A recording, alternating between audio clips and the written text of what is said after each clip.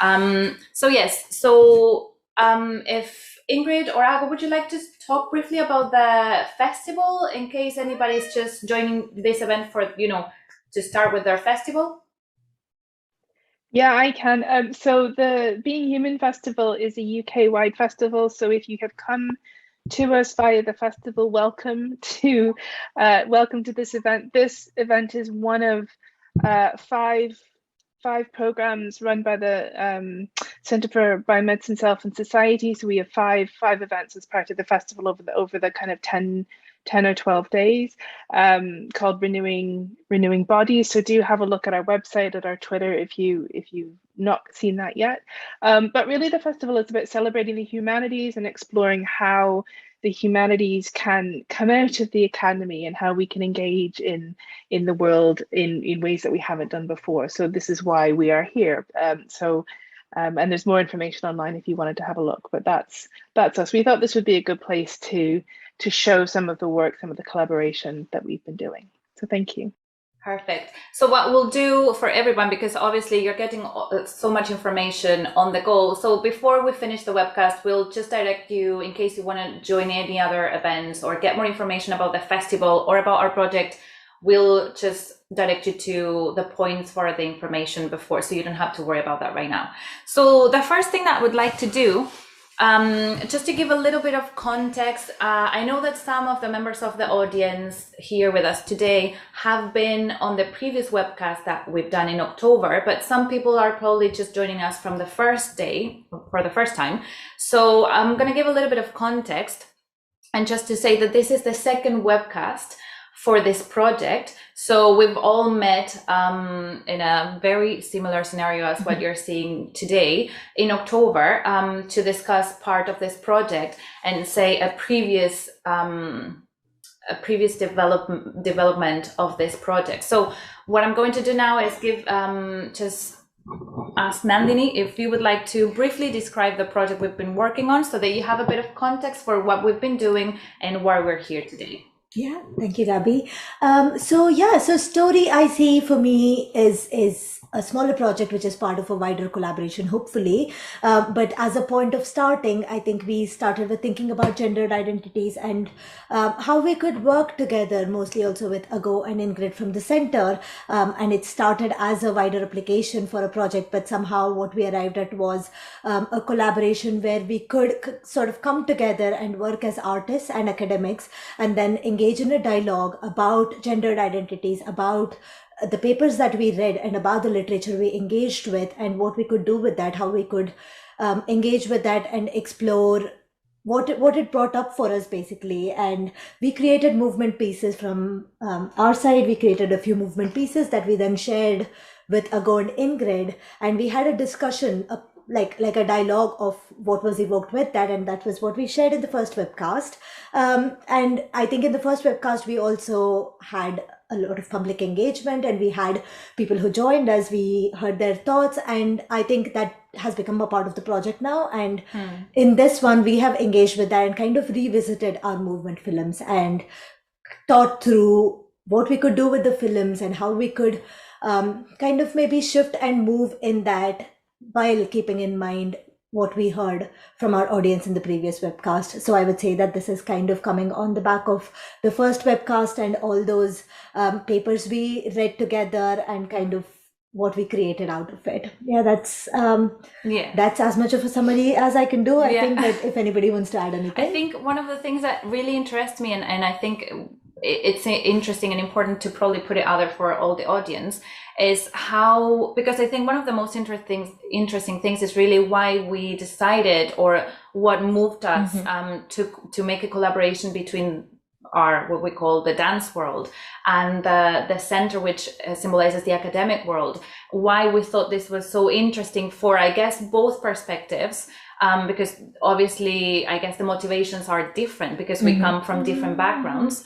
So yeah, so I'm gonna just keep with this side of to my right. So if Himadri or Karin, do you want to add anything, or why we were so interested in working with the center? And then I'm gonna ask the center to say. It's quite difficult to say why we started now, because the previous webcast kind of shifted our whole view of the world. But to go back before the first webcast happened and we had a chat with the people watching it, was initially to bring the academic and art side closer. And there was this a lot of conversation about who generates knowledge and who gets to access it. And because art, in our opinion, was more accessible, and so we were trying to build the bridge between art and academics, and that's was the starting point, and let's say what fueled this collaboration initially. Right. Yeah. And what about Ago, Ingrid? Would you like to say why? So I think for me, what's very important, interesting, and just to kind of clarify it, if you've joined us for the previous webcast, perhaps a couple of the things we're talking about you've heard before a little bit, but if you're just joining us now, it's important to put out there. And what I'm really interested to know is what you thought, your first impressions when you got this project, and the four of us crazy here, and talking about these things and the ideas, and we can go on and on about our ideas sometimes, and what you thought about it, and why was it so appealing for you to work with us and to do this collaboration happen. I could suggest. Go ahead, Ego. I think you should go first. All right then. Yes, again, I could go on for ages, but so from our perspective, so Ingrid and I are part of the Center for Biomedicine, Self and Society, where we look at various aspects of the body and health and being human, essentially, with questions that are associated with sort of the social and the legal and the ethical and so on. And both of us are very interested in methods of knowledge creation and knowledge dissemination and engagement that go beyond sort of the academic, the sort of standard academic ways of engaging with knowledge, so giving talks and writing papers and so on. And we're within the center, we work on several different streams, and within those streams, Ingrid and I are engaged with something called Beyond Sex, and we're interested in sort of the ethical and social aspects of sex, gender, sexuality, sexual health, reproductive health, and so on. And within that, we had a reading group where we looked at various feminist classics and ongoing feminist discussions around body, around sexuality, around body politics, and so on. And part of which was reading decolonial and post-colonial feminist work.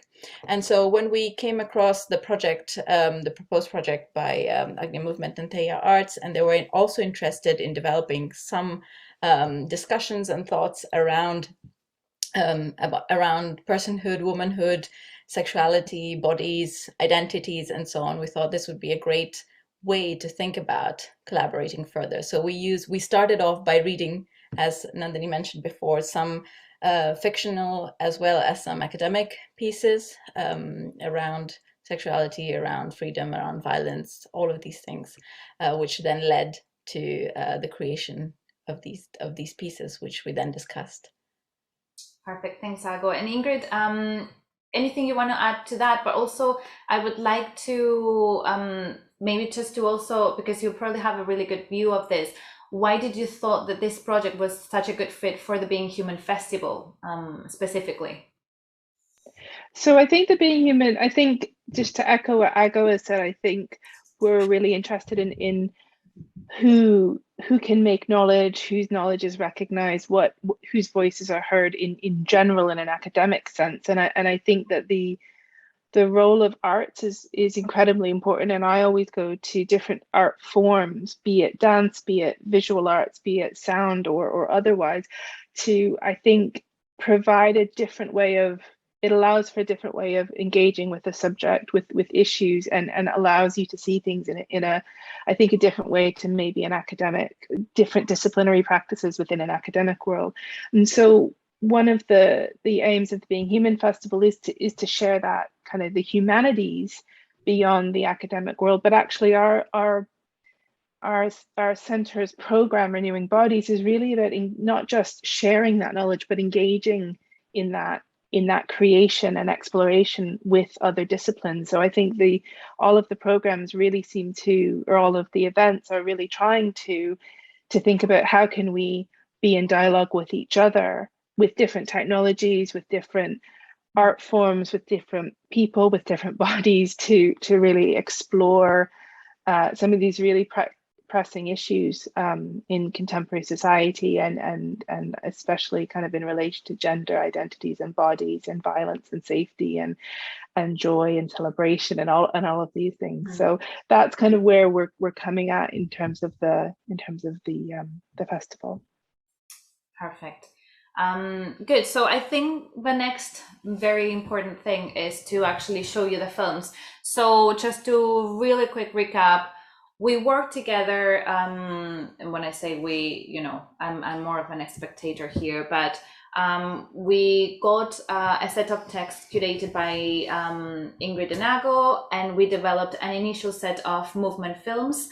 On the last and previous and only webcast before this one, we've got, we thought it was important to get feedback, because for us dancers, most of the times what happens is that we create something and sometimes we just get to the point when we show it and maybe we get feedback afterwards, but it's difficult to have a platform, especially because most of the times we're actually doing, you know, a live performance. So even if you get the feedback, there's nothing that you can do afterwards with that. So we thought it was important, and we had the possibility because of the, you know, the new ways of showing art that we are experimenting with, to actually take that feedback and work with that and you know, develop again what we initially thought, including what we thought was very relevant for the feedback. So the set of films that you're going to see now are actually a revisited version of the films, taking into consideration the feedback that we got from the audience in October.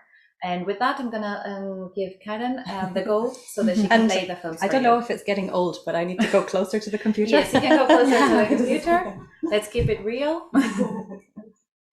And yeah, I was just gonna say that we didn't introduce someone very special. Barry, she comes and goes. You're gonna see her, beautiful black cat. So yeah, she's part of the team as well. Thought I needed to mention that.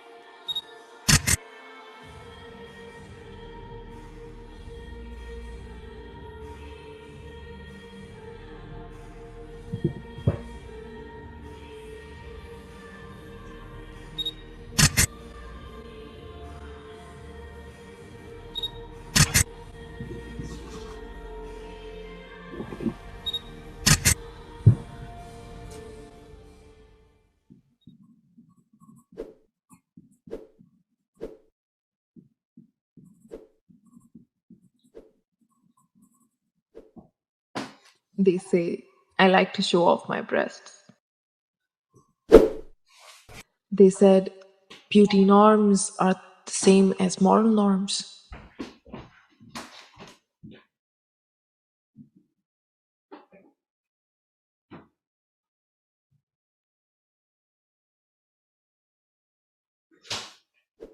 They said uncovering is resistance.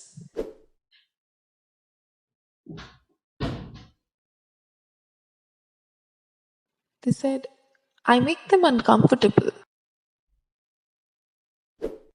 They scrutinize me on the road, in the coffee shop, on the internet. And I know I'm being watched. And there is tension. Tension between hiding and showing. There is freedom, but also discomfort. In this fight, in this rebellion. Maybe the battle is half lost. Or is it?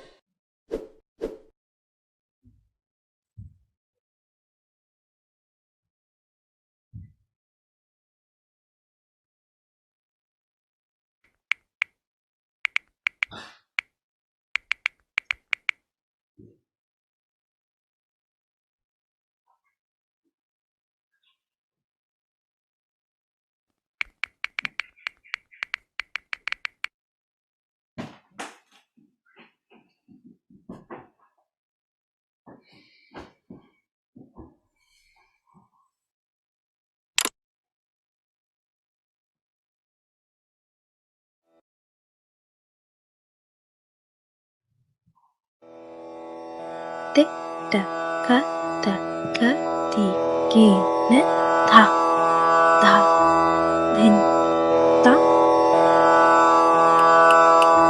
Tick tack, cut tack, cut thì kỳ nết thạc thạc lên tóc. Tick tack, cut tack, cut thì kỳ nết thạc thạc lên tóc.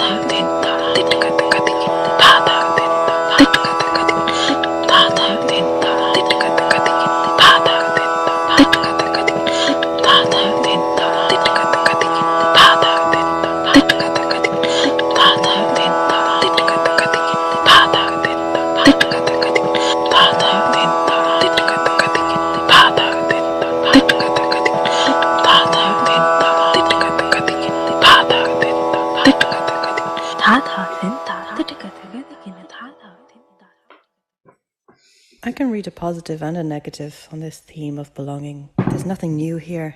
This is the usual pre-performance ritual. This is an exotic costume dancer getting into her role. It's interesting to see the process. She's approaching a culture and is hesitant from the outside at first. Then she appropriates the necessary evocative codes. Of rituals. This is respectful the world learning. Over. This is for anyone who wears a uniform, presents herself according to the this is cultural appropriation by a white woman. This evokes the feeling of being in loops, overthinking, and in recent times for this is uncomfortable and healthcare workers of restlessness. Wear PPE. When the ritual is complete, the person becomes other. It has an internal battle with the doubt of not belonging. Their true self is hidden beneath the outer shell. This communicates aspects of a woman's inner. This is a woman who struggles to belong and outer life. She hides what is beneath the intricacies of the costume and yearns for acceptance. And what the world sees. Belonging. Which story did you see? Which one was the dancer's own?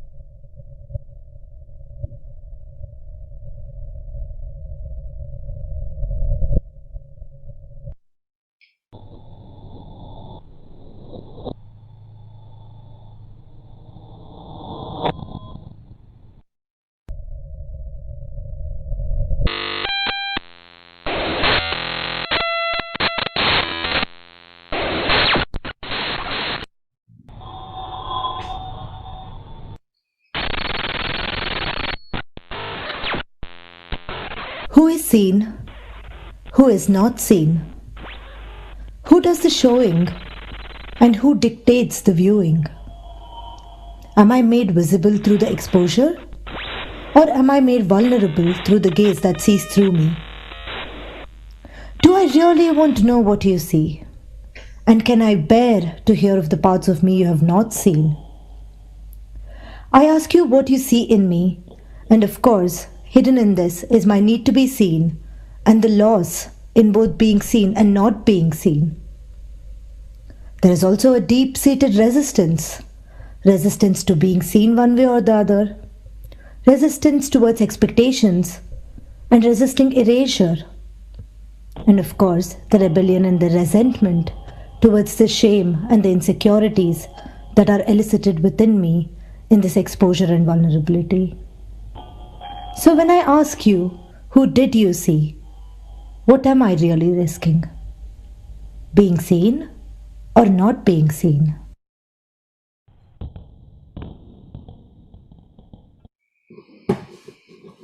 Good. So thanks for staying with us, watching the films, the movement films that we created for this collaboration. So on the last podcast, we talked a little bit about each of the films, and I was thinking as I was watching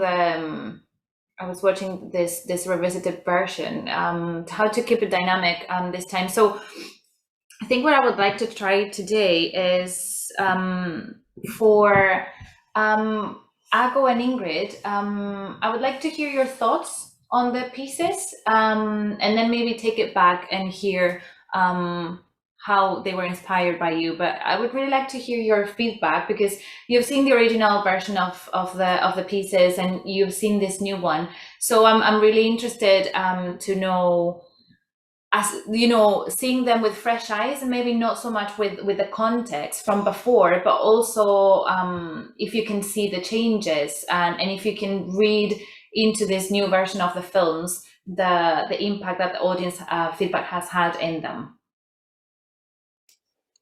You go first this time, Ingrid. Okay, that's fair enough. I go.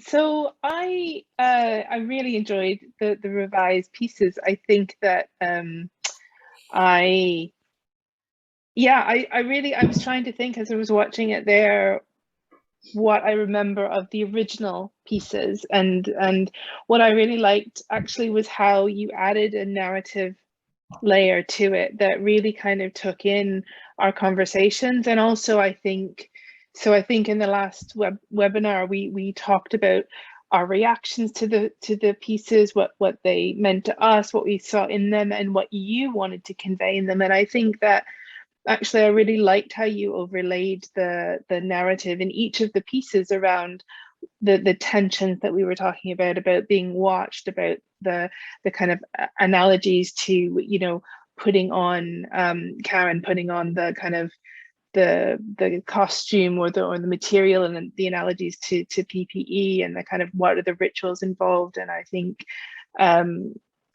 yeah, I'm not sure I have anything very critical to say on a Saturday afternoon, other than I really liked the narrative layer. And I think if I'd have not seen the originals, I would have thought these were great. But actually having seen the originals and reflecting on how this has come from and is in response to many dialogues, I think that I think articulating some of those points made it really powerful. So I think for me the main element is still the visual, it's still the sound, it's still the performance as you've presented it. But I think those narratives really help to kind of make clear where this sits together, and how this is in a conversation with our stories about the original story, around the kind of the different experiences each of us bring to it. So I just really enjoyed it. So I just wanted to thank you for that. And I'm really keen to hear from you about what made you add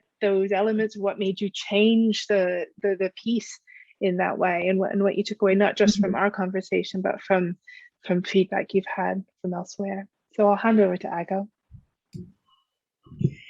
Yeah, thanks, Ingrid. I think you've really nicely expressed some of the things I also saw today. I really enjoyed that, by the way. Thank you so much for this new interpretation of the pieces as well.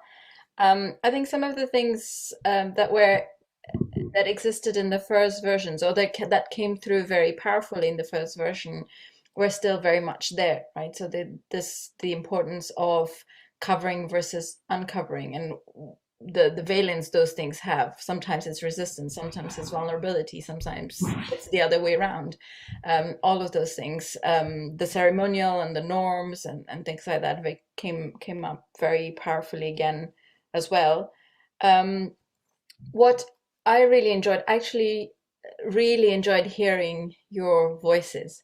We spoke so much about erasure and voices and who do we hear, who do we get to listen to, and it was so nice to actually finally hear you say something about your pieces. I mean, you weren't explaining them to us or anything, but it was some kind of an interpretation, and somewhere, and I could be wrong about this, and you can tell me whether I'm wrong about this, somewhere I felt there was also a certain performed resistance to some of the interpretations that came across through dialogue. So, we all as an audience interpreted certain things, and I'm sure you got some feedback also on the forums, and I was wondering whether some of it was a little bit like, oh, is that what you saw? But that's not what this was about. That's not what I am about. Did you actually see me, or did you not see me? And let me try and show what I wanted to show again. So I was just wondering whether there was some of that, but also that if whatever resistance is performed either in the first version or the revised version is very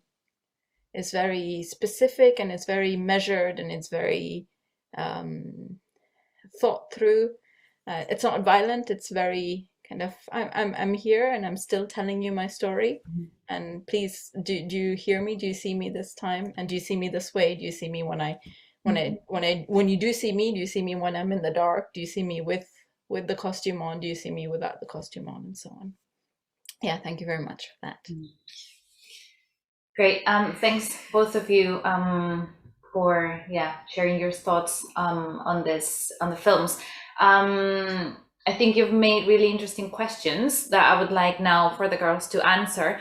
And I think really briefly, just to kind of like keep an idea of what I would like you to the points I would like you to kind of cover, is talk a little bit about your piece. If you could connect a bit of connect with the initial part of, the initial process, and taking you as back as what in the text moved you, what you wanted to talk about, or what you wanted to express with your creation. How easy or difficult was the process of putting that into a film? And then, taking you back to the feedback when you got it. And I might stop you at some points, maybe, just to kind of like maybe re-ask a few things. So I'll start with Karen. Okay. Okay, so my film was Belonging. It was the middle film. I mean, I think that was start by stating the obvious.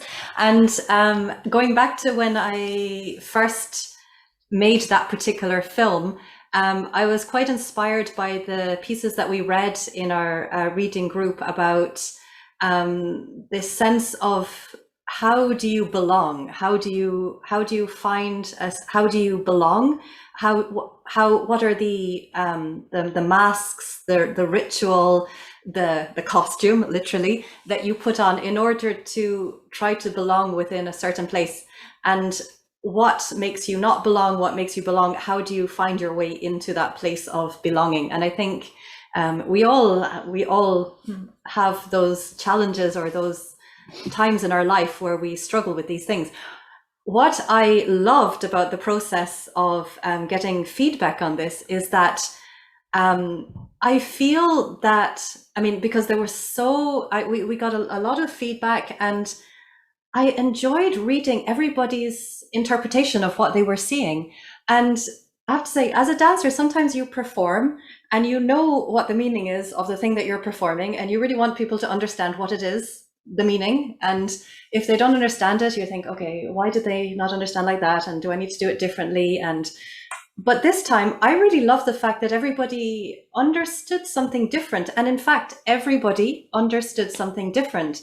And I realized that when you watch something, or when you watch a performance, or when you observe people, or when you are studying a particular something, all of your understanding it's either within context or out with context. It is influenced by your personal experience or lack of experience. And so that's why for me, I layered the narrative. So all of the talking in my piece was the thoughts of people who had reflected on what they had seen. Some of you may have found your words there, familiar words. And what I loved was that some were very opposite. Some people saw one thing, and then somebody else saw something completely different. And I loved that contrast. And actually this time, I didn't mind that. In fact, nobody had seen what my initial intention was. And so therefore, I put my own intention of the piece hidden within all of the other comments. And I think that it doesn't matter. It doesn't matter that I intended one thing and something else completely different was seen. That's what I found interesting, because everybody brought their own context, interpretation. It's what people know about me influenced what some people interpreted, if people who know nothing about me interpreted in a different way. So that was an interesting process. Do you think that maybe also people's own circumstances and experiences are put into their interpretation? So Absolutely. maybe people who knew you might know where you're coming from or what you might be trying to say, because but maybe people who didn't know you, and were you able to read that into their feedback? Totally. Yeah. So for some people, this was a very familiar image. For other people, it was a bit more exotic. For some people, the circles, the going round in circles, the turmoil, the discomfort was really apparent. So it was very varied what people saw in the piece, and that kind of, I loved that, and I think every one of them was actually true. That the piece could have been about that. Right. Yeah. Good. I'll move on to Himadri.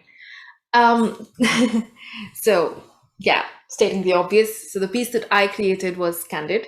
And to recap, it kind of came from the text that we were reading called Abruptly, which was a reimagined or a resituated version of a Hindu epic, where this woman, Draupadi, she is molested, and then she appears in front of the Carcinal without any clothes as a sign of rebellion. And I think I've spoken about this in the previous thing also. It kind of had me thinking about how shame is associated with our bodies, and it's a weapon that is used against our bodies, and what happens when you take that weapon away from it. So that was the initial position of starting point for my piece in the previous webcast. What developed after the conversations that we had and the feedback that we received was a lot of people gave me they had their own understanding, as Karen was saying. They had their understanding, they had their own anecdotes to share about how they feel about their body, how do they feel about being watched, and what might have changed in their lives based on the realization that they're being constantly watched and constantly judged and constantly thinking about how they're perceived by people around them. So that kind of formed the text. And also the text was formed by some people who responded based on what they felt for me while watching the film, which was a very different view altogether again. So very interesting. I kind of picked those things. There was a small politics involved in this, which is about the dance politics, that somehow the word dance comes with expectation, and especially Indian dance comes with a reputation and a very specific expectation. So I remember reading about how there was an expectation set when it was called a dance film, and it's a conversation very important for me, even as a choreographer, about what is dance and what is movement, and why are they two different things. And why is dance only when we do something out of ordinary and out of our body's limitations, and there is a whole technique involved? And what happens when simple little movements are also performed? So what is the performance and what is dance and what is movement was basically the politics just came into in the film by not changing it at all. Like still holding on to it as a performance, and still making it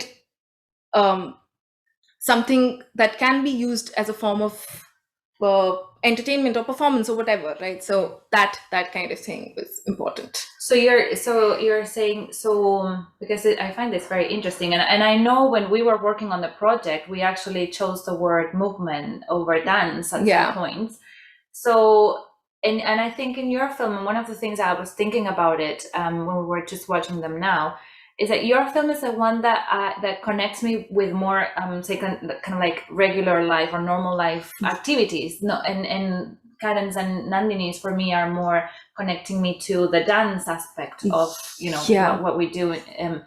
So is your film more like, would you put it in the category of movement rather than dance, or do you think, am I getting too much into the politics? No. So that's the thing, that I know the word movement sounds better for it, but I feel dance and choreography is just as apt for it.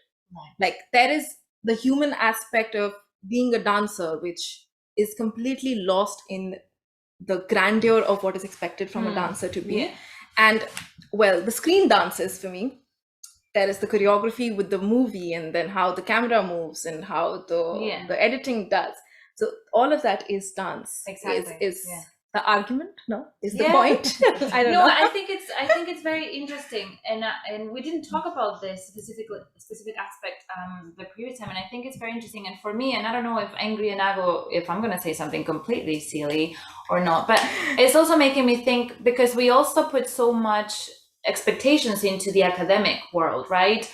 Whenever we read about even the word like academic text for me, we're like, oh my god, we're going to read something that I probably will not be able to understand. That's the initial fear, expectation. And I think one of the things that we wanted to work on this project is how to work with things that perhaps not everybody will access these texts or read them in as part of their life, or even perhaps dance, because we have such a specific idea of what dance is, and we think about it, it has to be done in a studio, or you have to do it properly when you go to a party, right? And perhaps every kind of movement that is a little bit out of the ordinary for that person is dance, or every way we express it. So I don't know whether perhaps it's something that you could translate to the academic world, or to the the literally thank you. I don't know if you want to add anything about that, but I just had that question of whether you can relate to that from a different perspective.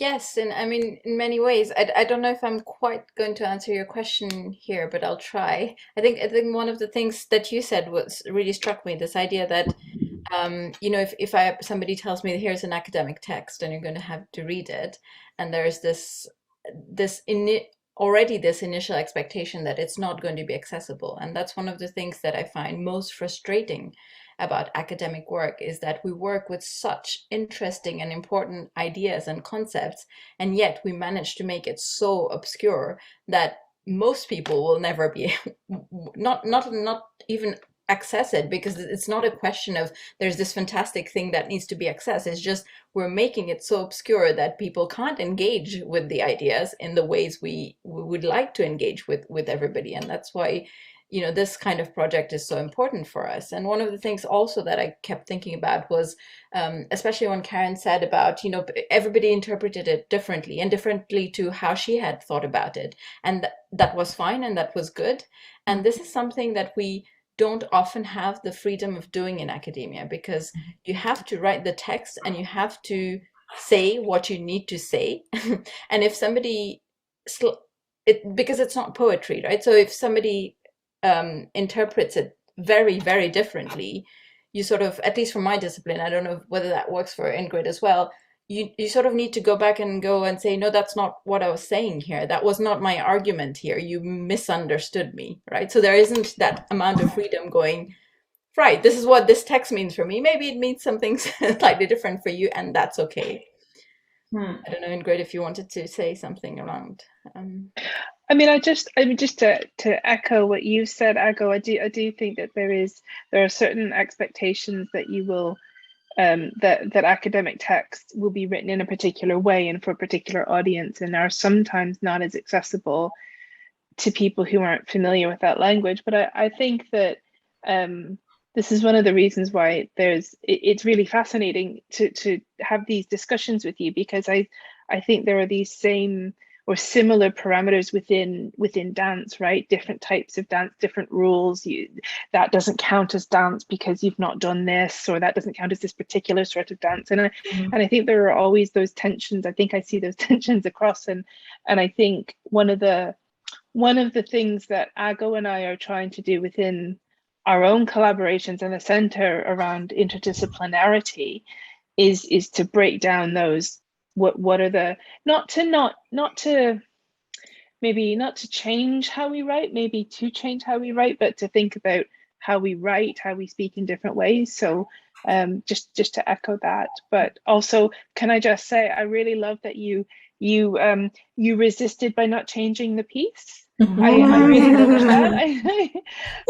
I thought that was great. I think that I think resistance comes in all forms, and often it can be silent, it can be hidden, it can't be apparent. And so I think the fact that even though the three of you added a narration, added more to tell us about the pieces, I think even that silent, I didn't change it because I saw those comments and I thought, no, I'm going to stick with this. So I just wanted to say thank you for sharing that with us. Thank you.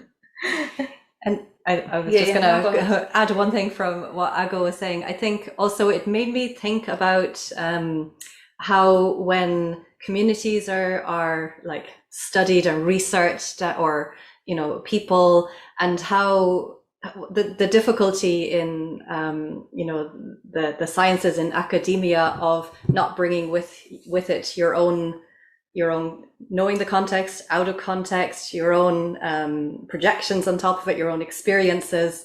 That kind of was also going at the back of my mind as I was kind of reflecting on the feedback on my piece. Good. Okay. We have.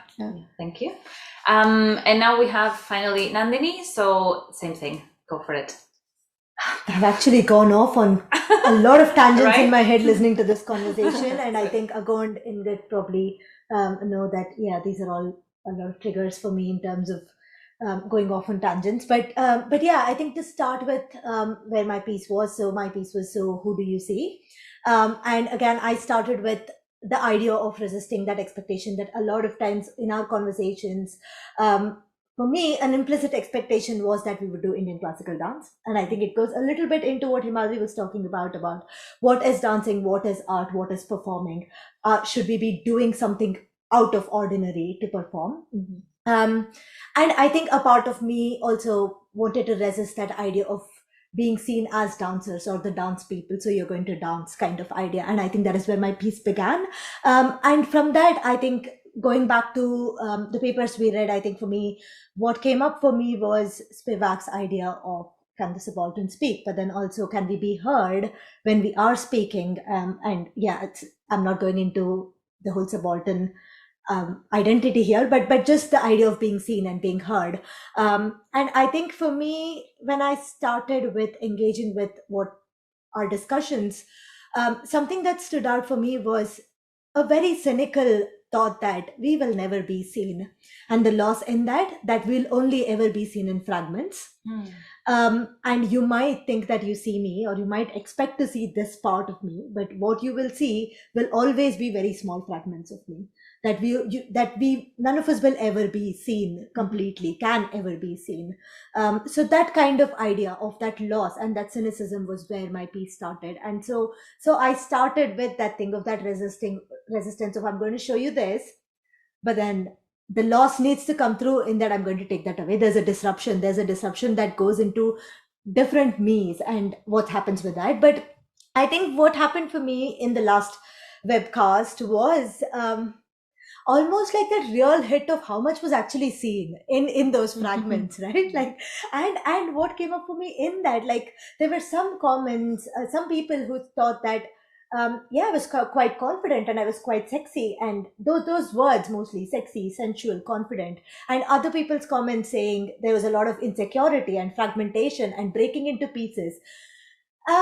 It really hit me hard, and it felt quite vulnerable. It felt quite exposing, almost like I was trying to hide within my idea that you're not going to see me, and then there is something still seen even in the fragments, and that makes me vulnerable. I think that is what came up for me quite a bit in watching the videos. And I think for me, thinking of what I would do with that was that, again, that engaging with, do I want to show you or do I not want to show something to you? And when you see, what do you see? What am I risking in being seen and not being seen? Because of course, if I'm not seen, there's a risk in that of not being seen and being erased. But if I'm seen, there is also a vulnerability in that.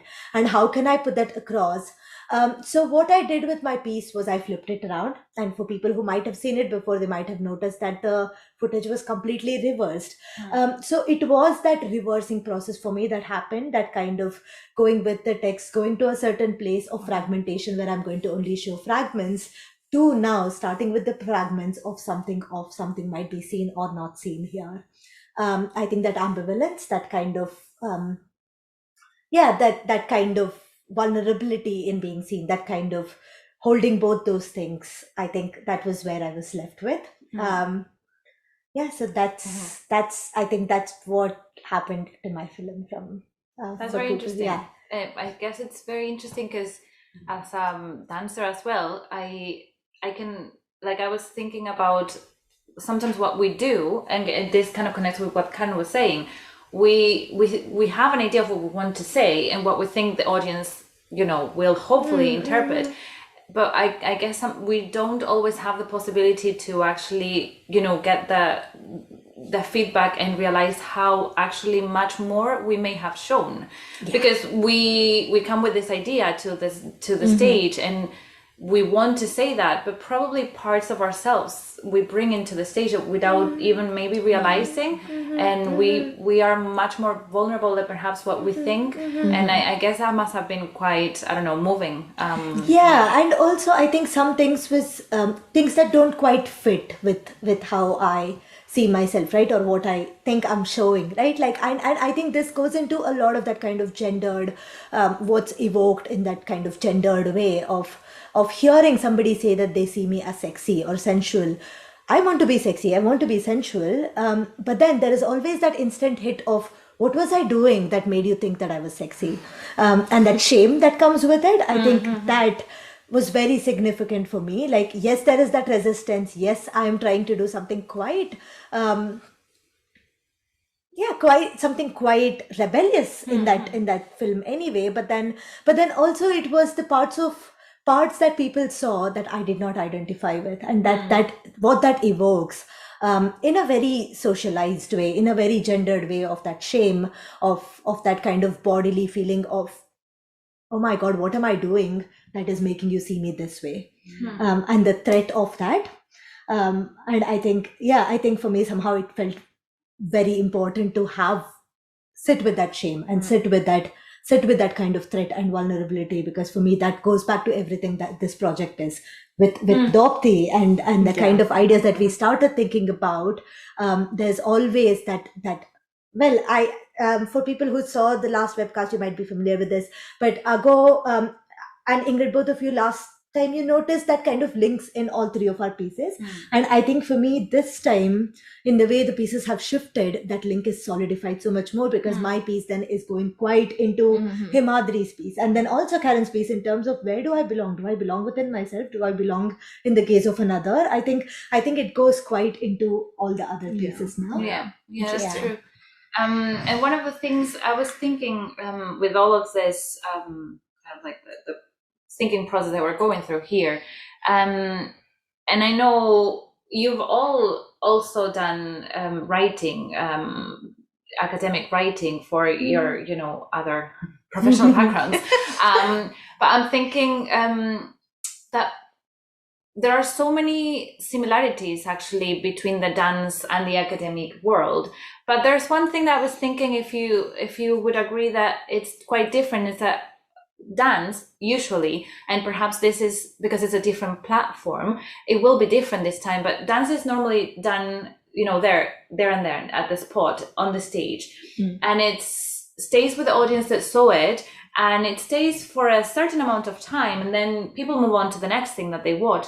Whether I think academic or texts have such a impact, like a long-lasting impact in time, and new generations read it with probably a different circumstance or different background, and probably put that into the text. And I think that's quite interesting, because what you've been trying to say in your pieces, will be interpreted differently by the audience. But I'm thinking how, like, the power of written word, that will last for a very long time, and new generations can put so much into that. I don't know whether that was like that's a difference that you can see quite obvious between these two worlds, and how interesting that is. I don't know if I'm asking a question basically, but go for it. Can I come in? I don't know if it was a question or a comment, but I think a comment would be fine.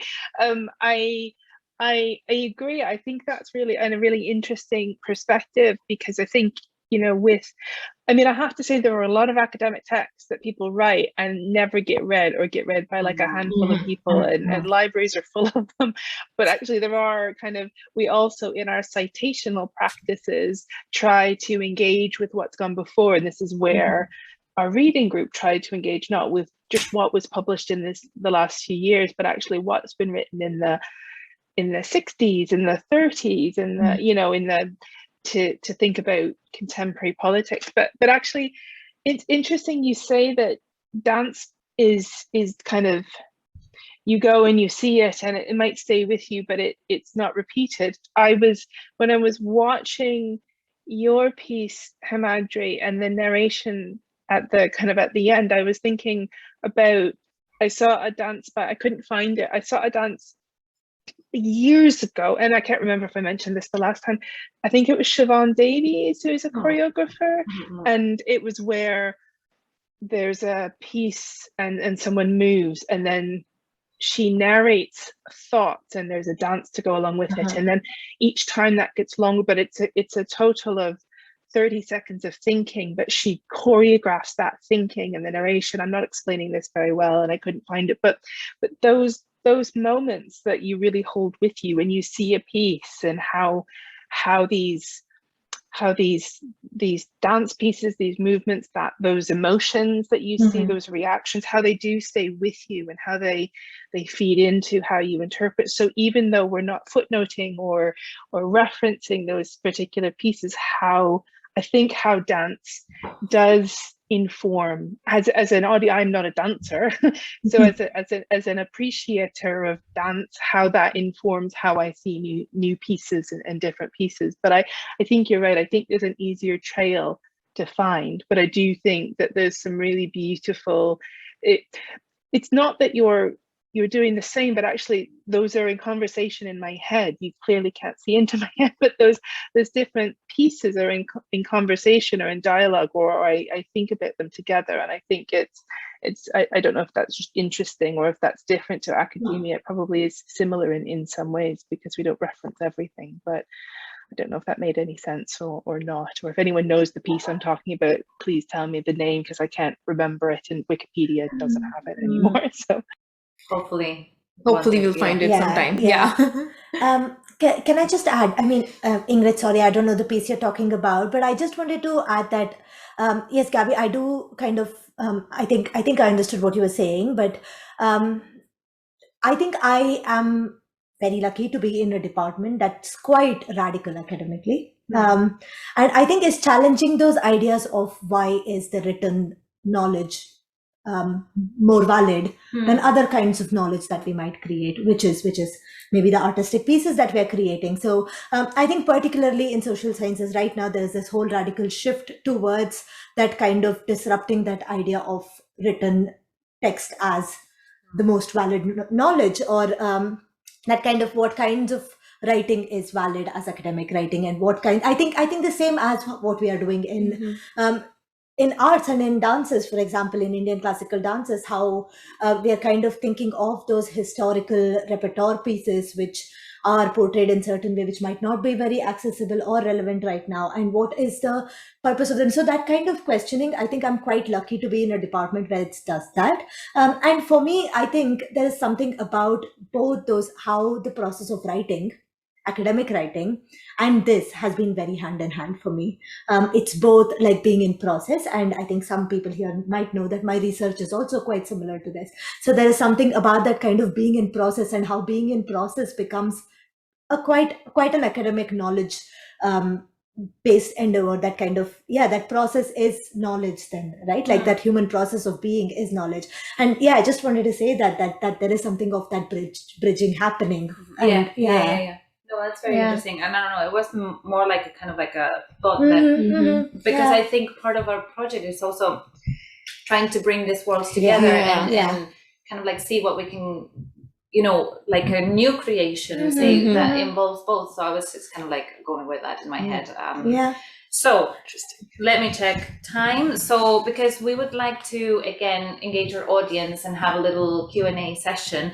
But before that, there's a couple of questions I would like to cover before we finish. One of them, we've been talking a lot about people's feedbacks already, so I don't think we need to go much more into that. But just to ask you if there's any specific feedback that you got from your previous version of the films that you couldn't bring into your revisited version of it, or anything that stayed with you other than what you've been talking already about? I think there's just one thing that was very important in this when I was reading about it, and I couldn't make it very obvious in the revisited version, but I think the dance films in itself are the product of it, is how people engaged with the digital platform and the convenience of the digital platform. I know we've all been doing online stuff thanks to the pandemic, but I mean, poor choice of words, but moving on. That it was intriguing to read the responses as to how it changed people's perspective, and how it was very how do I say, kind of unexpected for them, and that kind of created a huge difference in how they experienced it. And I think it stayed with me because I, as someone who's been watching this kind of work for a long time and watching screen dance happen, I did not really realize the difference between live and screen dance, because it's normalized for me. So it was nice, and I was glad to feel that we could make something more accessible to people because it was online. People were joining us from different time zones, different countries. So it was quite an important thing for me at that time. Yeah, I think when we did the previous to be honest, when we did the previous webcast, the fact that we were like the platform was nothing, it was not in my head. It was just a fact, right? And it was because of the circumstances. True. And I guess we would have always probably done this collaboration and be part of the festival, but maybe not necessarily using this platform or this format. So I actually took it as just a fact. I didn't think about it. And people on that day talked a little bit about it. And I think, Ago, you've also made a comment about that on that day. And it actually was very interesting for me to know that maybe because we didn't have an option because of the pandemic, we started doing this. A lot of more people that, for example, for at least for me, I've danced for a long time, and I've never really done any film dances or movement dances. And I guess it opens the door to maybe another audience that wouldn't normally go and see, you know, a live performance for whatever reason. And that was very interesting. And I don't think we did that on purpose. Neither of us. It was because it had to happen this way. But how interesting it is. It is true. Yeah. It is. I think that is what captured my mind when I was reading those things, is we just did it as an option because everything is online and this is the next best way forward. We did not see the implications of it. which kind of is exciting to actually read people respond to it. Yeah. Yeah. Good.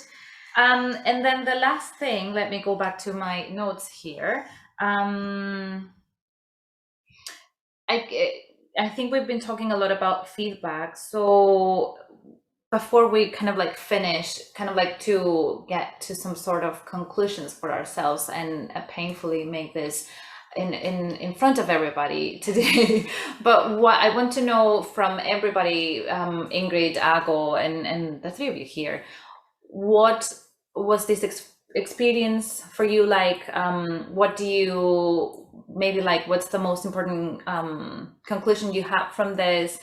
And if you think there's space for much more of this kind of collaboration and space for growth. So because you've been talking a lot, I'm gonna ask Ingrid or Ago to go with this first. Ago, do you want to start? Kind of like your final thoughts on the collaboration and the project. Yes, I think that's a difficult one, right? Because the moment I'll say something and then I'll think, oh, there were so many other things I could have said. But absolutely, I mean, I think this is for me, this is a great start. I'd like to do a lot more of this, I think. For me, this is it's a happy space. It's not, but potentially it's not the most comfortable space, but it's definitely a very, very happy space for me. And one of the things that stayed with me was this idea of vulnerability, right? There's something about, and also Ingrid, when you're talking about rules and norms and things like that, we often hide behind style or academic writing, or we might hide behind the costumes of Indian dance, or here are the key classical pieces of Indian dance, and here is how we ought to represent them, and so on. There's something quite exposing about resistance, right? So if I want to do something different, I'm really exposing myself to a lot, not just interpretation and other people's gazes, but potentially a lot of unhappiness on people's part and so on. So I think there's a lot of vulnerability there. And one of the things I really enjoyed doing was to be in this vulnerable space with you all, because it's been such a enjoyable experience doing it, actually. Good. Thanks, Ago. Ingrid, any kind of like final words on this? Yeah, no, I just also have really enjoyed this. I didn't have any specific expectations, coming into it. I think it was like, well, let's try this out. But I think what I've really enjoyed has been we've continued this dialogue. And actually, I think starting in, was it spring or early summer? And I think that often you can have conversations about these things and then you go away from them and nothing happens, or you ruminate on them, but actually it was brilliant to have these really kind of, we had a couple of really long discussions, and then you went off and you created these amazing pieces to continue, and I think it helped to really sustain these explorations. So I really liked the form that our dialogue took, in that we have academic and fictional text. We also are talking about our own experiences. You're sharing with us your also the dance and movement forms that you're using, and I think that I've just really enjoyed it. I think it's been really, really thoughtful, and it's really made me think about how is it that dance and movement can engage, or not that it's always engaged in it, but how can I be a part of or understand it in some ways. So I just wanted to say thank you for your beautiful pieces and your really thought-provoking pieces, and I think to echo Agil, your willingness to be vulnerable on screen, and for that to continue. This is not a dance piece. I wondered if the dance that you would normally do, if because it's live, it follows maybe different forms, but it's familiar. And I think this has been a little bit risky, hasn't it? So thank you for your willingness to participate in a risky endeavor, but I've really enjoyed it. So thank you. Thank you. Good. And moving on to you, whoever wants to start. I won't point fingers this time. I think I just want to say that I'm finding it quite hard to imagine this as a conclusion of something because it feels like a beginning. It feels like even with these pieces, there is so much places to go. Like just I think this is how it was for me at the end of last webcast, that there's 1,000 more things that I want to go into and sit with everybody and have discussions about. And I think that's the same today. So I think it's getting bigger and bigger in my head rather than somehow going towards a closure. But yeah, and also I have to say that this has always been a prelude to something bigger for me. And I'm hoping that we can go into that space, really go into it, because I think it's really like Ago and Ingrid have said, it's really been such an experience being in this process that I think, there's something quite therapeutic and exciting and risky and all of that at the same time in that, right? And I think, it feels quite real. And so, hopefully we'll see where we can go with this. That's my thought. Yeah, just to echo what everyone has been saying, this definitely does not seem like a conclusion. This definitely is a start. And I'm saying definitely because we will make it something that goes forward.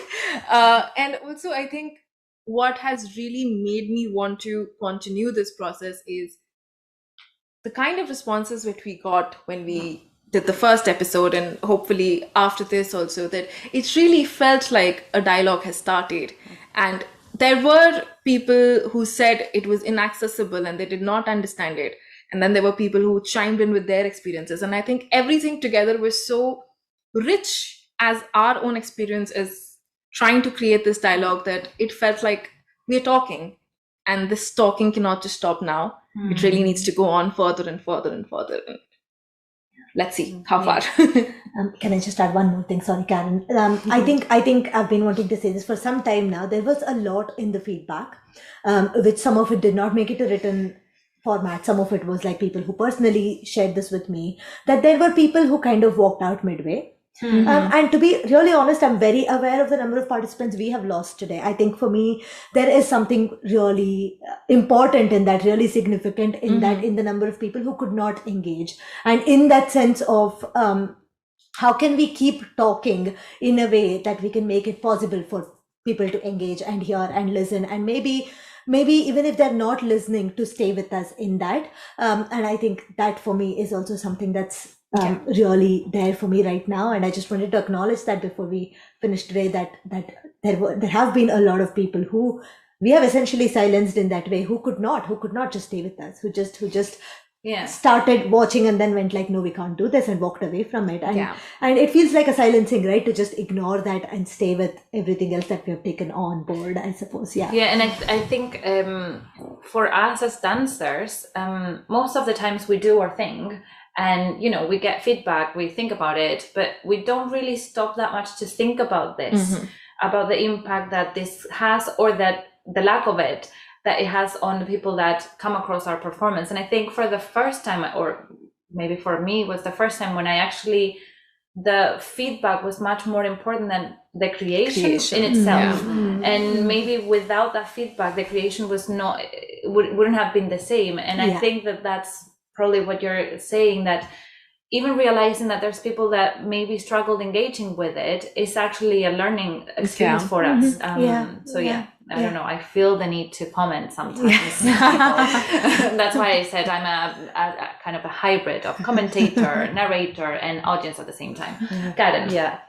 I think actually I'll continue on from that, is I appreciated that normally if we do a performance, we just hear, that was lovely, that was really nice. And what I really appreciated this time from the feedback process was the honesty of people, being able to say, I couldn't engage with that, or I could, but the deep reflections, the feedback we got, people really thought about it and took time to really reflect and bring something from deep within them onto their feedback. And I really, really appreciated that. And also overall, the process has been very much like a slow burner, as in like, it's been nicely percolating all the time. It's always there at the back of the mind, and it's always, it's not like it is done, that film is made.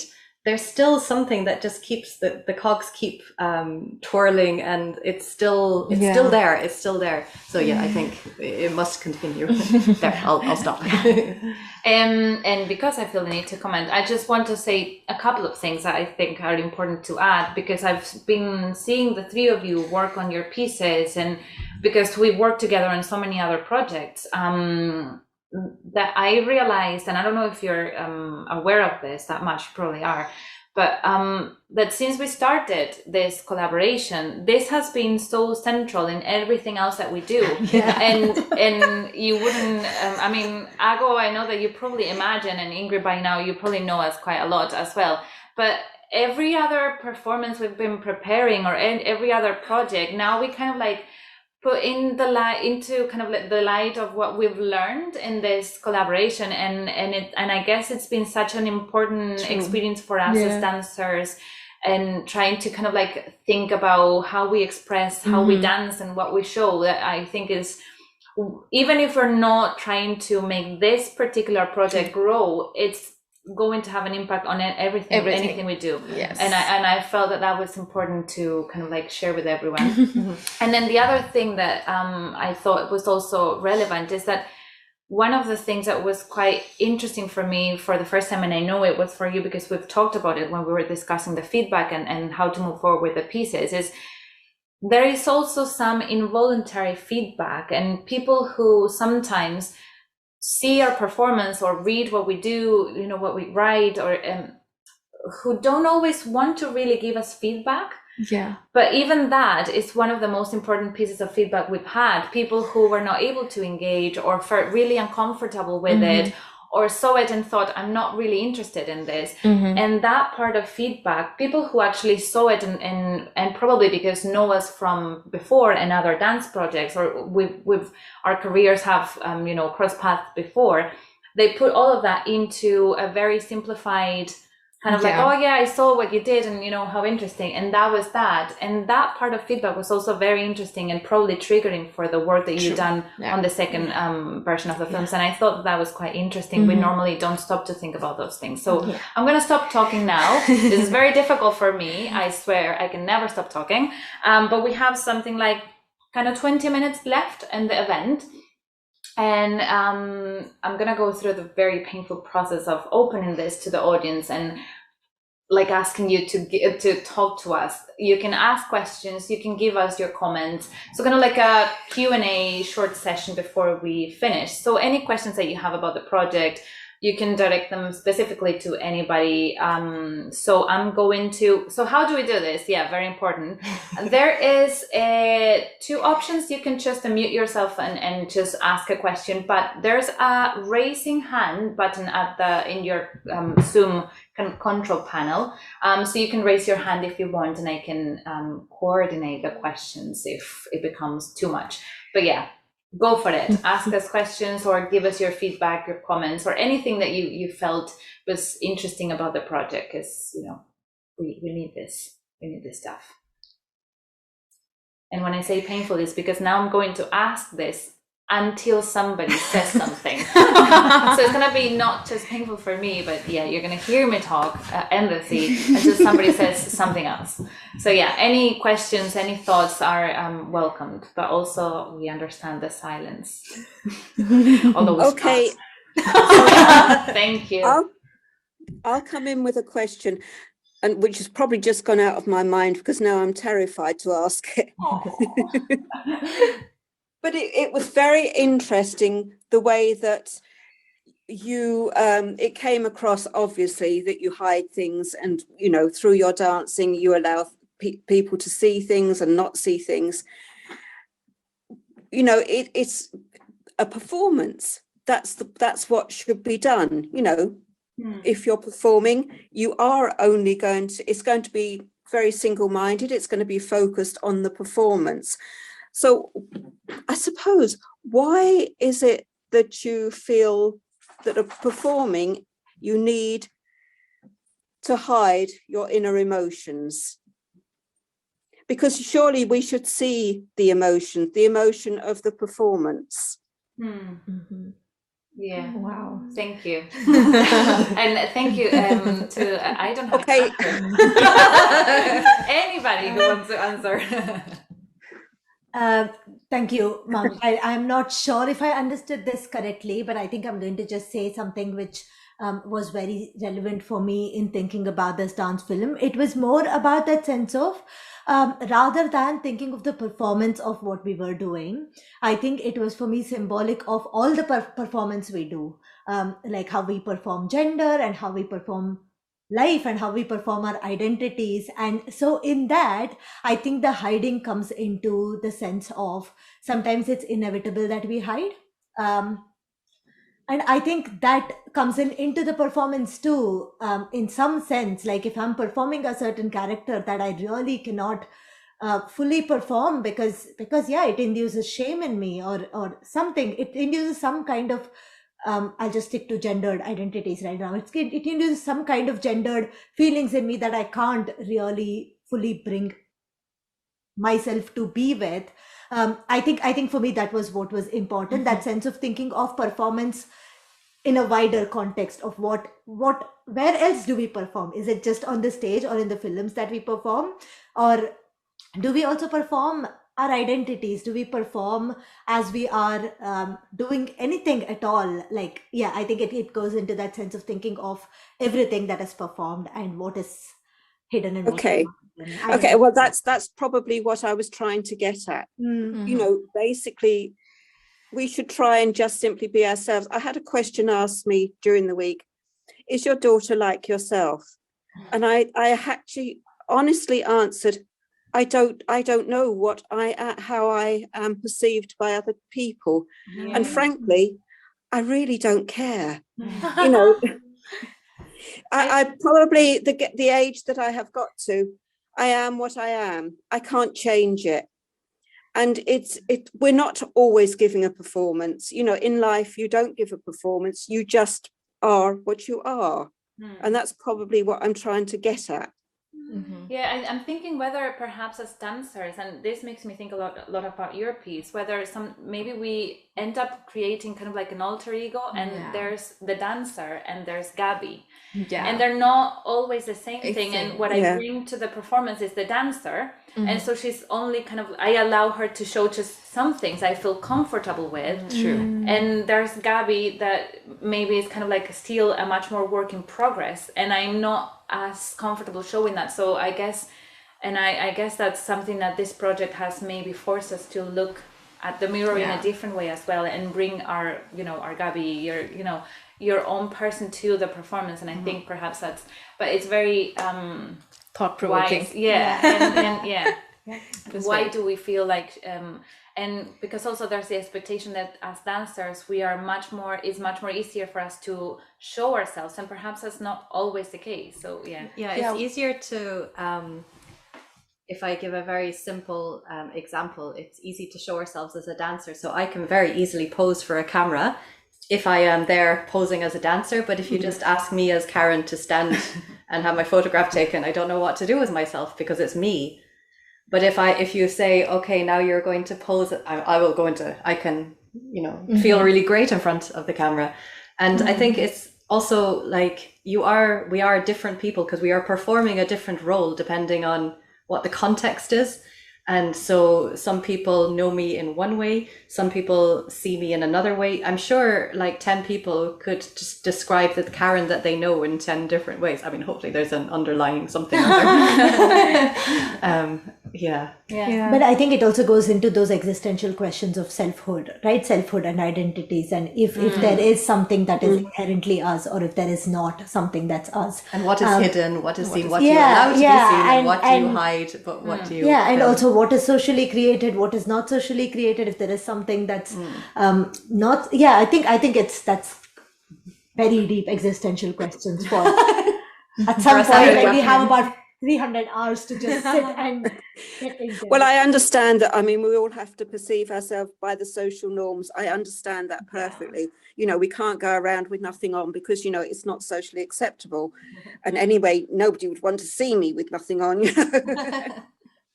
But, it was just, that was just my sort of thoughts on it anyway. Yeah, Very interesting. Thank Thank so much, you. Margaret. And thanks for being the first one to speak.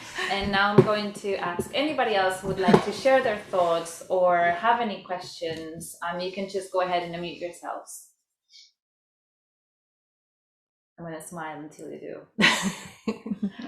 But also probably talk nonstop because I can do that.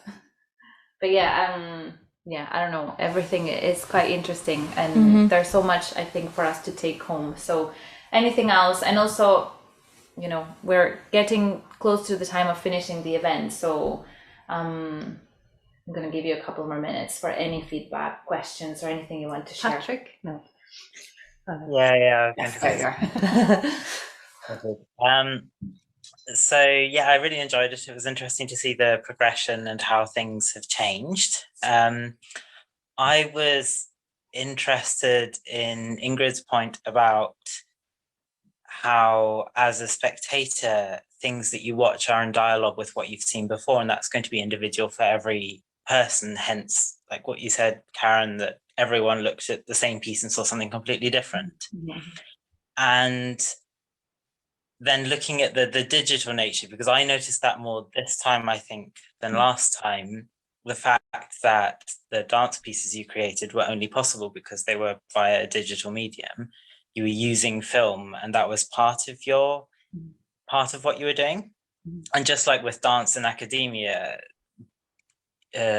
digital messages or digital films have their own conventions, which people will be familiar with to different degrees, depending on how much, I don't know, they use Instagram or use TikTok or whatever. I was wondering, you said you weren't thinking about this so much, but if you look at your films, do you feel like you have a dialogue with the kind of the digital way of presenting films, something that I'm assuming you'll be more familiar with since the pandemic as well? You'll have taken, I know you've seen dances on Instagram, you'll probably have watched dance performances, you'll have had various ways of perceiving that digitally. Do you feel like that influenced you, or you were in conversation with how film is used to portray dance, either kind of classically in actual films or more modernly on social media? Did that make sense as a question? I think so. Yes, I mean, I think I'm not sure if I'm answering. I'm not sure if I'm answering the question that you have given, but I'll say my reflections is that over the last couple of years, the idea of using film for dance for me is a new thing, but also the realization of it's not just setting up a camera and filming what you would normally film live, because the experience is not going to be the same. So, and the camera needs to be part of the creative team. I mean, okay, you know what I mean by that, right? So it's not just a case of this is what we would do if we were live, and now we'll just stick a camera in front of it. No, actually, it's a whole reimagining of the whole how you use creative output and how you use the tools. I don't think any of our pieces would have. I mean, none of them would have been possible. Our pieces are not possible to do live. I mean, mine could, but it would take 3 hours probably. So yeah, I don't know, Patrick, does that kind of, no, that. Just to add, and sorry that you might have seen me texting, living the identity of being a performer and having to be somewhere else. Sorry. But I was also, with that thought, kind of reminded that when I was learning filming, there was a concept that I was told that the camera kind of acts as your eye for the spectator. So if you cut something into, say, this person looks up, and then the next thing is a flight is going, so you will automatically just assume that the person is looking at the flight go. So that kind of, the fragmentation becomes a huge part of how you create a dance film, as to however the camera moves is you would imagine the eyes of the spectator are moving. So that kind of frames and really feeds into the process of creating the film for us. I think for me, I mean, obviously I have not studied filming in so much depth. But for me, I think the camera also becomes the gaze of the other. And in that sense, it's of like that sense of what is the limitations of the frame in the film, and that is all is being seen. So that kind of thing, I think for me, there is so much room to play with that, with the camera. Again, Patrick, I might be going away from what you asked completely. I feel like so much was said that I'm thinking about lots of different things as well. So it's all good. It all just kind of goes into a melting pot, and then you just have many ideas, which is like.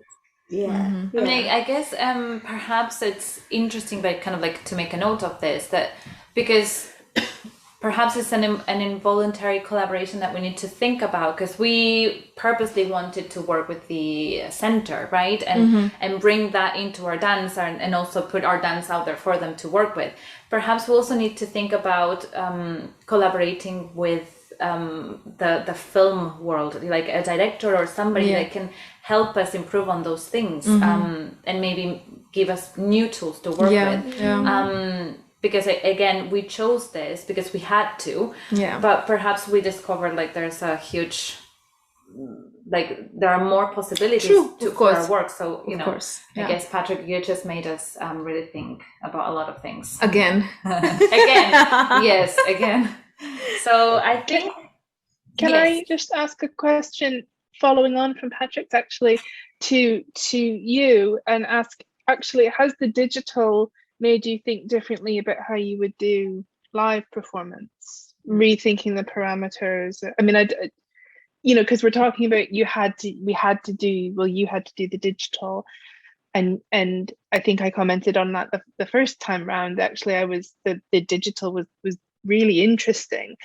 And has it made you reflect on, actually, when you do those live performances now, how those are shaped, or how they are presented? I'm just interested in it, because think if I sound weirdly technical as a choreographer, just stop me.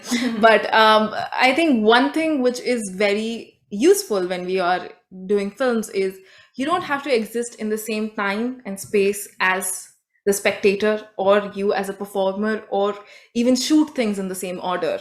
Some of those things that we did were shot years, like last year or something, and just came in because they still are very relevant to our identities.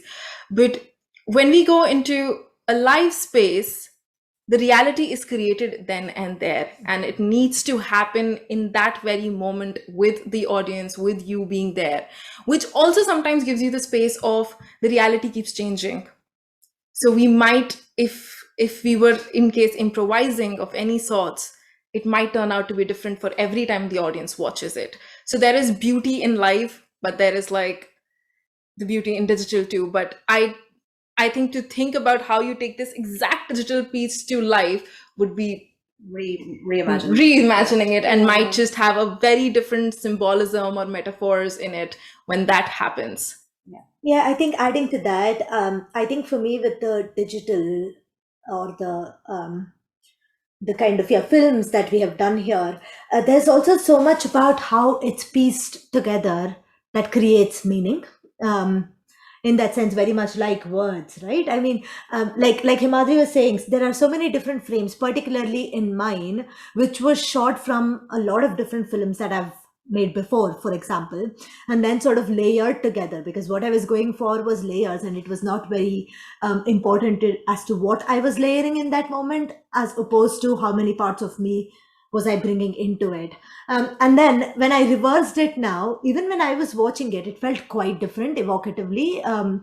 What it evoked in me was very different to watching it in that particular order, for example.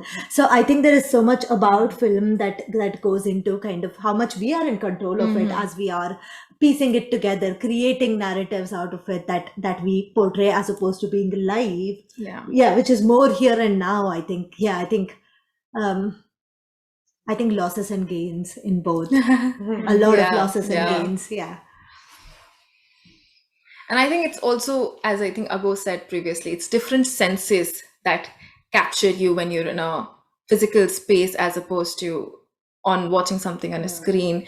And when we create that reality in space, so much more is in, like, there is so much physicality in the sensations of things that it would be probably an entirely different experience for us and as well as the audience in that space.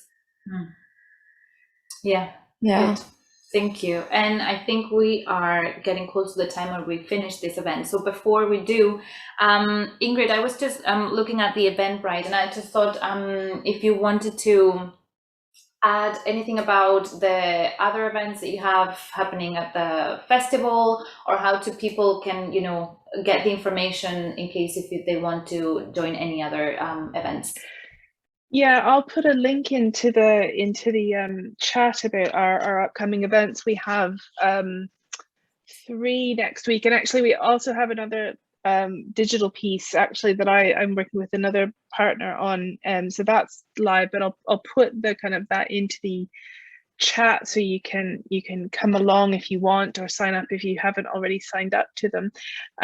But also have a look online at however you must have found out the link via Twitter or something.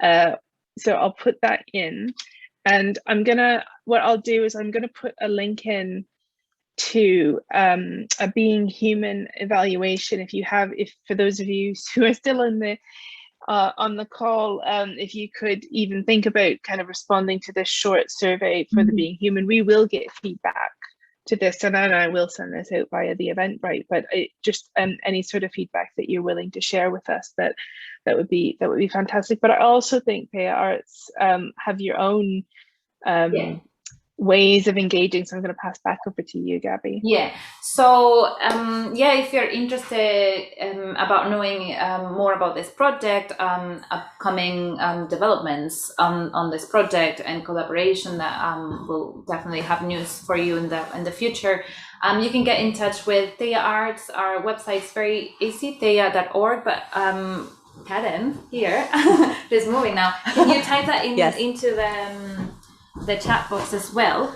But basically you can get in touch with Theia Arts or Agnia Movement on social media. We have our Instagram, Facebook, and you can get in touch if you want to know more, if you have any questions, if you want to give us any feedback that you didn't feel comfortable doing live during the webcast. Please also feel free to do that.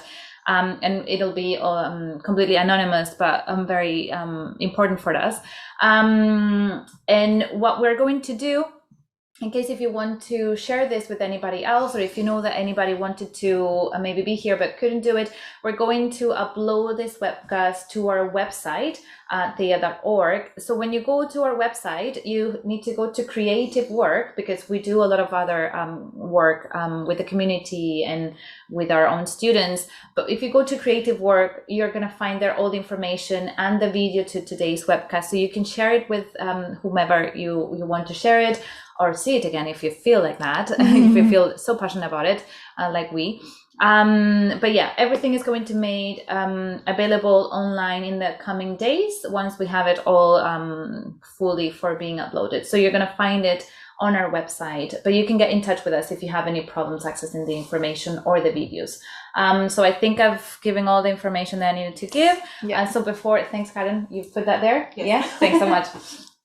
So I just want to personally thank Ingrid, Ago, Nandini, Himadri, and Karen, because it was a really interesting first approach to our project, and I felt really passionate about it, and it was super interesting to see it, to be able to be part of it, and I'm looking forward to the next stages of our collaboration. So thank you for your amazing work, and thanks to everybody that joined us today. Anybody who joined us on the previous webcast, also we think through the vast universe of technology, and I know that my thanks will get to you somehow. But thanks for being here with us today, and thanks so much for making the Arts and Agnia Movement a part of this amazing festival. Thank you everyone. Thank you. Bye bye. Bye bye.